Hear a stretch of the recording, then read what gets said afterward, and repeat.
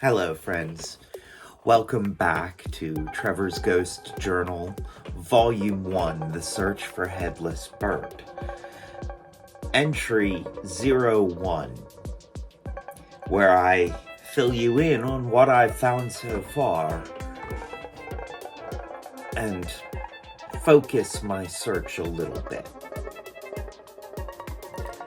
It occurs to me that,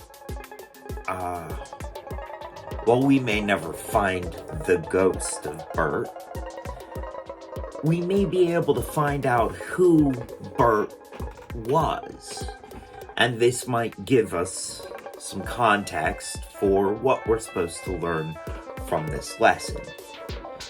So, the points of fact that I feel like I can zero in this story, we know that the Windmill Inn that he would walk 5 miles to was in Stainsacre. We know that the railroad track that goes from Whitby to Scarborough and through Stainsacre, well, we don't know, but the research we have done says it was put in 1885. A little further research seemed to point to that the Whitby train station was put in 1845 and may have actually been a refurbishment of earlier tracks and stations, but I'm not an expert, so I really don't know.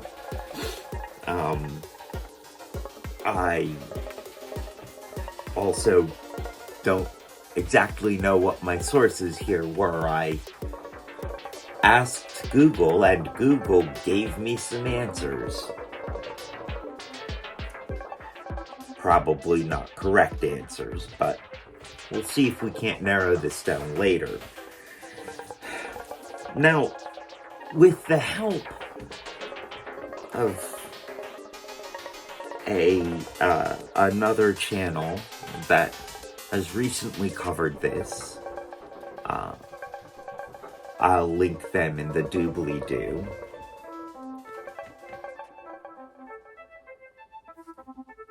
Let me look up who they are real quick. Alright, friends, I'm back.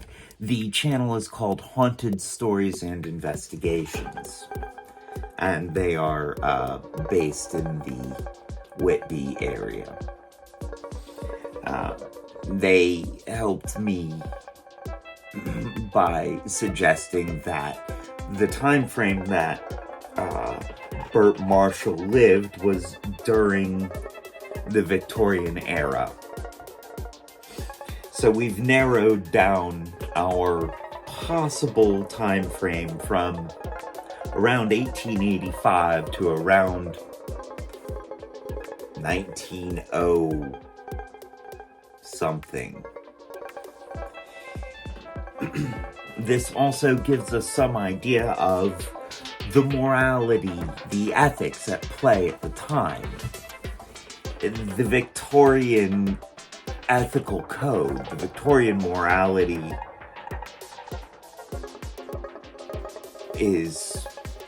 would be the morality of the time, and where probably where the morals of the story would come from. I will do more research into the Victorian moral code and ethical guidelines at a later date.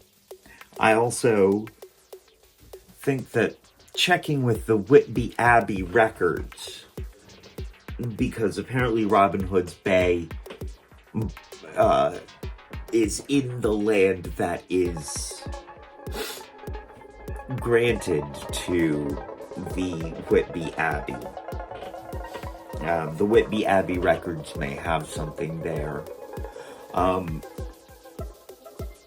Oddly enough, the only Marshall name I could come across, family name I could come across, in my not very deep research,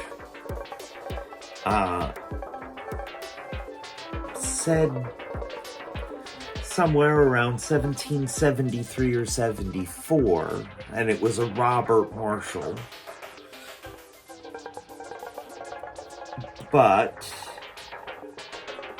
I don't know if that is even remotely the same Robert Marshall.